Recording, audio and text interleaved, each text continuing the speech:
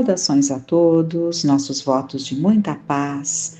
Sejam todos muito bem-vindos a mais um sábado em que buscamos estudar os ensinamentos de Jesus, suas parábolas, tudo aquilo que ele nos trouxe na sua experiência enquanto esteve junto a nós. Sabemos que tudo que ele nos dizia, como ele nos afirmou, vinha do Pai. Ele foi a expressão pura do pensamento de Deus. Ele verbalizou, ele nos trouxe o conhecimento de Deus, porque sabíamos do Deus único através dos mandamentos, através dos ensinamentos de Moisés, que preparou todo aquele povo para o ensinamento, para o conhecimento de um Deus único, Mas a essência de Deus, dentro das possibilidades que temos de alcançar, foi trazida por Jesus. Jesus trouxe para nós o Deus de amor, o Deus compaixão, o Deus todo misericórdia, que nos oferece as oportunidades de acertarmos e de errarmos, e se erramos, temos a possibilidade de retomarmos o caminho, não só na mesma encarnação, corrigindo os nossos desvios, retomando sobre os nossos próprios passos para retomarmos o caminho do qual desviamos, mas também as reencarnações, que nos possibilitam a condição de nos reajustarmos, de nos melhorarmos e compreendermos que devemos buscar sempre o sentido das nossas vidas.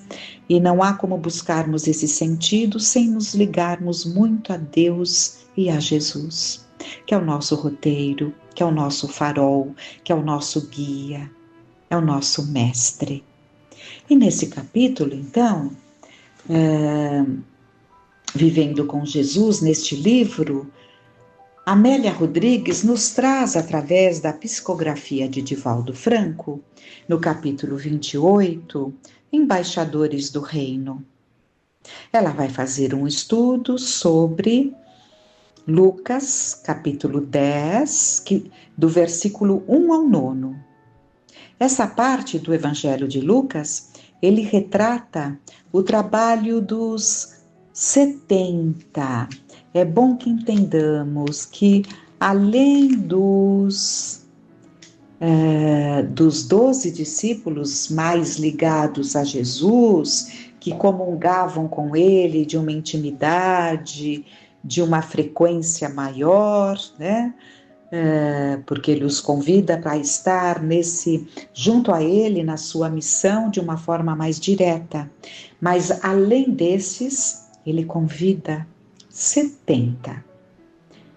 E nós vamos ver quem são esses 70, não os seus nomes, porque eles são anônimos para nós nos evangelhos, de certa forma, Mas vamos lá, embaixadores do reino.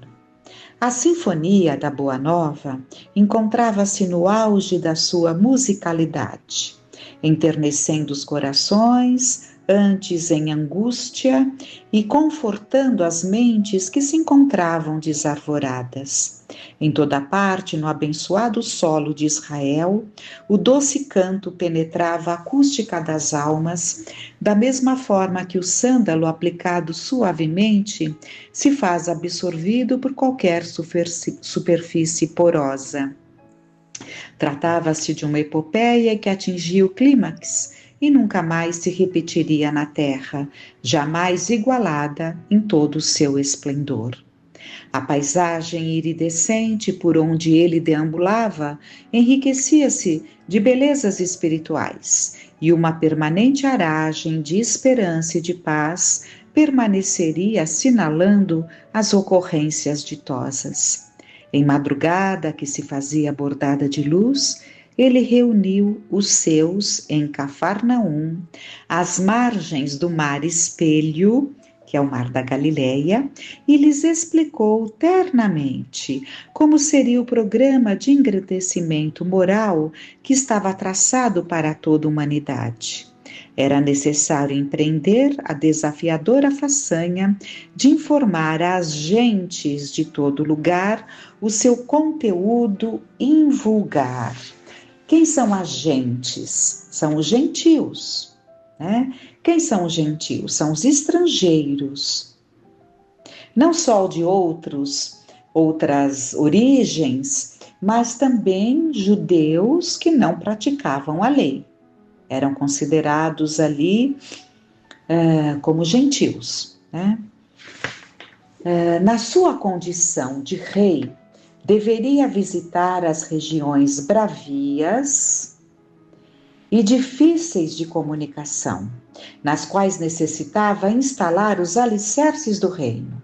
Para tanto, enviaria embaixadores que se encarregariam de anunciá-lo, de abrir clareiras nas selvas dos sentimentos devastados pelas paixões primárias, proporcionando espaços para a fixação dos pilotis do amor e da compaixão, sobre os quais seria erguido o altar da caridade. Então ele, Jesus, tinha que espalhar os seus ensinamentos, mas ele em pessoa não poderia estar em todos os locais que a sua voz deveria se fazer presente. E olha que ele andou por 3 anos ininterruptamente, né? Então, mas havia mais. Havia mais. E ele fala a esses embaixadores que se encarregariam de anunciá-lo. Aqueles eram dias de egoísmo, de soberba, de interminas batalhas nas quais predominavam os ódios e as rixas perversas. O ser humano era escravo dos dominadores mais astutos e impiedosos, que o submetiam ao talante das suas misérias morais interiores. Não brilhava o sol da esperança, e muito menos a doce possibilidade da compaixão. A miséria espiritual transbordava, e as pessoas encontravam-se submetidas aos preconceitos, às situações de penúria e de abandono. De certo modo, ainda hoje é quase assim. O processo de evolução íntima do espírito, que deve abandonar o primarismo do qual procede, na busca dos alcantins do infinito, é longo e penoso, envolvendo os discípulos silenciosos para o mistério especial, marcou-os um a um, transmitindo-lhes a santificada energia que o caracterizava e esclareceu. Ide em paz e com irrestrita confiança no Pai. Nunca temais, seja o que for, porquanto estáis investidos do mandato superior. E conseguireis avançar imunes às agressões, às picadas dos escorpiões e das serpentes, que ficarão esmagados sob vossos pés, enquanto as vossas vozes calarão a agressão dos espíritos perversos, zombeteiros e causadores de pânico nas multidões desavisadas. Seguireis amparados pelas legiões angélicas, encarregadas de trabalhar a humanidade e nela renascer através dos séculos, para recordar e ampliar as sublimes propostas que apresentareis. Então, essas legiões angélicas os amparariam, encarregadas de trabalhar para a humanidade e nela renascer através dos séculos. Então, esses espíritos preparados têm renascido entre nós, em todos os momentos em que Jesus assim determina. E continua falando: inspirar-vos-ão, esses seres espirituais angélicos, inspirar-vos-ão e ouvir-vos-ão num contínuo intercâmbio de amor. Ninguém terá como silenciar-vos as vozes, e todos se vos submeterão ao canto incomparável com as revelações da verdade. Depois, eu próprio vos seguirei em pós, fixando as estrelas do Evangelho no cimbório das almas em escuridão. Então, ele está dizendo que eles iriam abrindo caminhos, né? Assim como João Batista fez, abrindo caminhos para a sua vinda, como seus discípulos também estavam aprendendo a fazer, e esses outros já sairiam, esses 70 já sairiam nessa jornada abençoada. Aí quando Jesus chegasse, já estariam mais preparados para o acolhimento de tudo aquilo que Jesus traria, porque ele fala: seguirei em pós, fixando as estrelas do Evangelho. Abençoo-vos em nome de Deus meu Pai. Abençoo-vos em nome de meu Pai e despeço-vos em paz. Eram 70 discípulos, nos narra Amélia Rodrigues, baseada, no Evangelho de Lucas, no capítulo 10, do versículo 1 a 20. Então, eram 70 discípulos preparados para a propaganda e difusão da sua mensagem insuperável. No futuro, seriam milhares vezes 70. Estavam assinalados pela autoridade moral e identificados pelo profundo sentimento de fraternidade. Haviam renascido para participar da gloriosa envergadura espiritual e deveriam trabalhar enriquecidos pela alegria inaudita do bem fazer. Então, eles haviam renascido para participar da gloriosa envergadura espiritual. Então, tinham reencarnado com essa tarefa, com essa missão. Quando o sol diluía nas águas doces e transparentes do mar os seus raios de ouro disparados com certeira pontaria, eles partiram em cânticos de júbilo. Então, quando o sol se punha, eles partiram.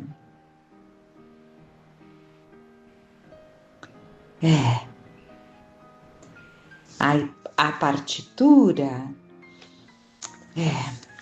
ficamos pensando em tudo isso, né? Ficamos pensando nesse amor tão imenso, nesses cuidados todos que se fizeram naqueles tempos e continuam se fazendo em relação a cada um de nós. E quantas vezes fechamos os nossos ouvidos, fechamos os nossos olhos e preferimos ser cegos e surdos, como Jesus nos alertou tanto para que tivéssemos ouvido de ouvir e olhos de ver. E ela continua. A partitura imensa, na qual eram grafadas as harmonias da Boa Nova, alcançava aldeias humildes e cidades orgulhosas, perpassava pelos caminhos impérvios e se expandia pelas estradas bem cuidadas, em perfeita identificação com o cantor, onde quer que se encontrasse.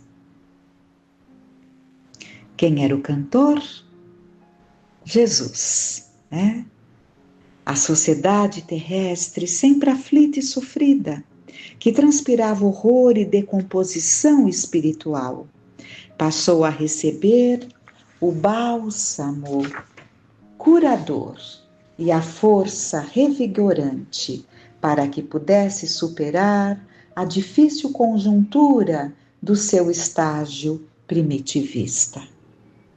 Ele inaugurava naqueles dias a era das provas e expiações, proporcionando os recursos valiosos para que se pudessem suportar as dificuldades da evolução.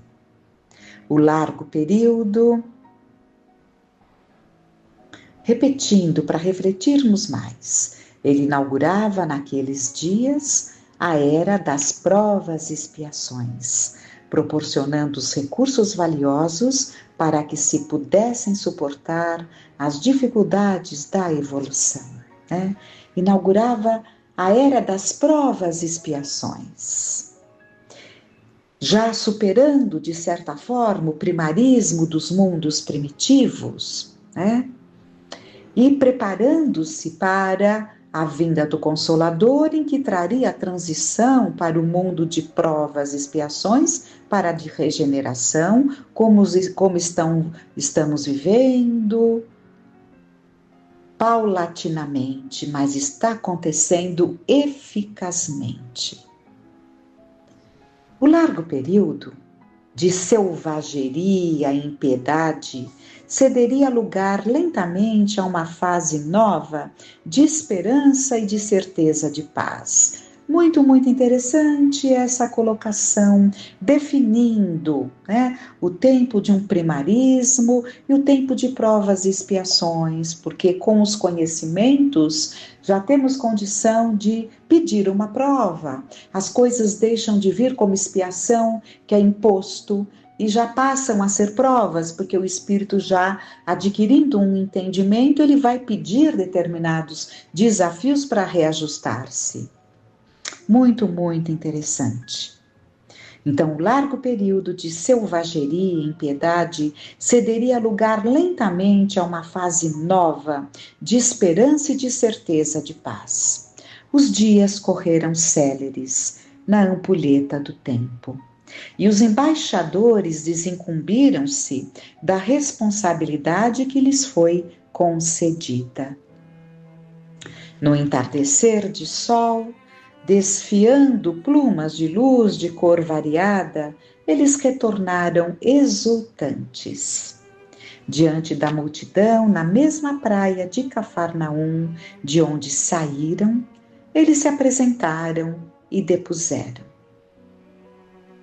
Em toda parte, então eles colocaram ali, em Cafarnaum, onde com certeza estava Jesus, né? Os seus seguidores ali, em toda parte, proclamamos a era nova, explicando que um reino de paz se acercava, iniciando-se no coração do ser humano e que avançará ditoso num rumo do futuro feliz. Então, os 70, eu não sei se ela vai falar, mas ele dividiu de 2 a 2. De 2 em 2 foram divididos, né? Desafiados por saduceus, hipócritas e pretorianos insensíveis, perseguidos por fariseus fanáticos e cínicos, assim como pela Malta sempre revoltada, demonstrando o poder que nos foi conferido, curamos as suas mazelas em nome do nosso Rei. Então eles também curaram ali em nome de Jesus. Submetemos espíritos vingativos, saramos feridas, restituímos visão aos cegos, audição aos surdos, movimentos aos paralíticos e alegria aos tristes em momentos de inconfundível ligação com Deus. Nenhum mal nos aconteceu. E sempre conseguimos anunciar o amanhecer de um novo tempo com os olhos iluminados pela alegria e os corações pulsando felicidade. Algumas cidades de prazer e de loucura gargalharam das nossas palavras, mas sempre encontramos infelizes à espera de compaixão e de ajuda. Vimos rostos desfigurados pela lepra sorrir de alegria, e vidas despedaçadas recomporem-se ao toque da esperança. A vossa palavra em nossas bocas, como cânticos nunca dantes enunciado ou ouvidos, e nossas presenças tornaram-se fortaleza para os fracos e apoio para os oprimidos. Estão lançadas as balizas do reino que vos pertence, Senhor. Então, eles falam para Jesus ali na praia de Cafarnaum. Jubiloso, Rabi, sábio, novamente os abençoou. e, dirigindo-se à massa em expectativa emocionada, lamentou: Ai de ti, Corazim!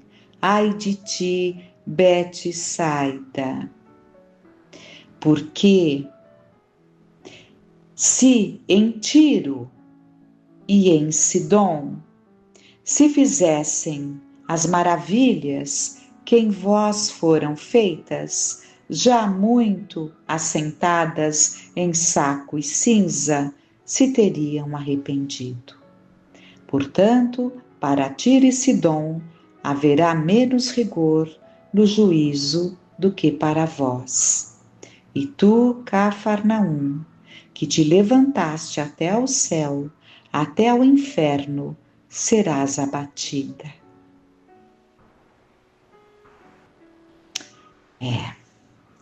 Todos aqueles que tiveram o ensinamento e não guardaram, não está lá? Jesus fala, aquele que guardar os meus mandamentos, guardar os meus ensinamentos. Então, vamos refletindo. Leve palor tomou-lhe a bela face, como resultado da percepção de que as grandiosas Corazins e Betsaidas do futuro, por largo período, prefeririam o bezerro de ouro à ave de luz do seu amor. Passaram muitos séculos, seus embaixadores continuam renascendo em todas as épocas, proclamando a boa nova e os ouvintes permanecem moucos, com os sentimentos enregelados nas paixões vergonhosas. Em consequência, acumulam-se as nuvens borrascosas na imensa Galileia moderna. A sua voz continua chamando vidas para o seu reino, enquanto o corcel rápido da fantasia e da luxúria é conduzido pelos seus cavalgadores na direção dos abismos. Ai de vós que tendes ouvido e visto o amanhecer de bênçãos, e optais pela triste noite de pesadelos e de horror. Os embaixadores estão ao vosso lado, cuidai de ouvi-los quando se inicia o período de regeneração da humanidade, que é o período que nós estamos vivendo. Então, é o período que estamos vivendo de regeneração, esse trabalho para que se transforme nos tempos de regeneração, um trabalho que vai se dando, né? Então, esses embaixadores que são essas vozes, essas presenças, estão nos ajudando, que tenhamos ouvidos. Aqui, numa nota, Amélia, no rodapé, ela coloca: voltamos ao mesmo tema analisado no capítulo 12, 2 a 2, por considerá-lo de alto significado neste momento histórico da humanidade. Nota da autora espiritual, né? Então ela retoma, porque neste livro ela já havia falado desse 70, né? E volta a falar nesse 2 a 2, né? Um alto significado, sabermos que eles que se transformariam em tantos, como Jesus disse, em milhares, estão nos ajudando, né? Cabe a nós termos ouvidos e numa das passagens de Lucas, se pegarmos ali, há um momento em que, aliás, antes de Lucas começar a falar da missão desses 70, ele está falando para os samaritanos ali e falando que quando colocamos, mais ou menos assim, colocamos a mão na charrua, que não olhemos para trás, porque infeliz daquele que olhar para trás. Olha, ninguém que tendo posto a mão no arado, que é a charrua, aquele instrumento que vai fazendo aquele sulco na terra, né?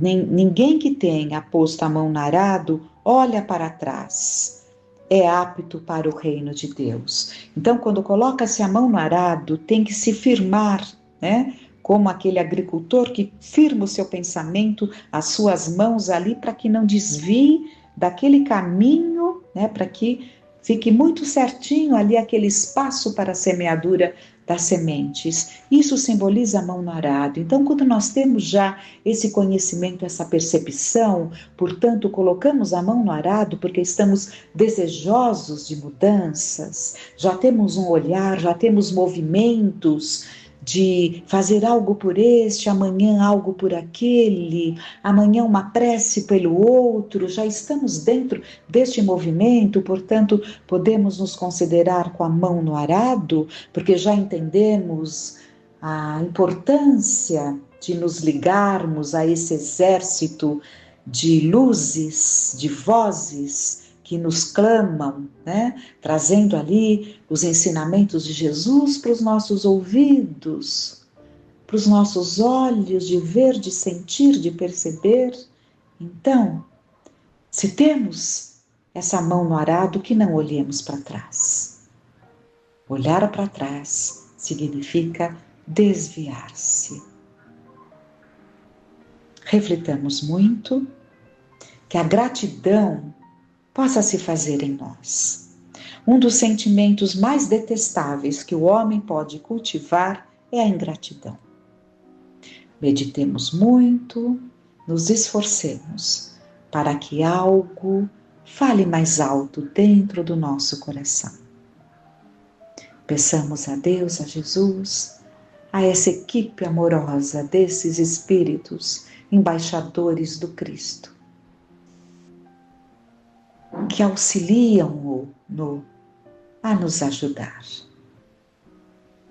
Benditos sejam os momentos em que possamos elevar o nosso pensamento com um sentimento de gratidão. Que fiquemos em paz.